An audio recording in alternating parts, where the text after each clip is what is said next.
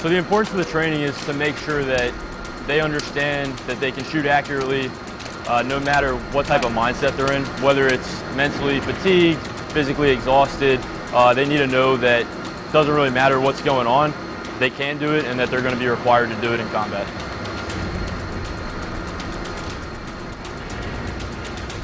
It starts off with them doing physical exercise in full gear, and then they've got 240s on the other end of the flight deck that they would run back and forth to, doing certain exercises from squats to thrusters with the 240, sprinting back.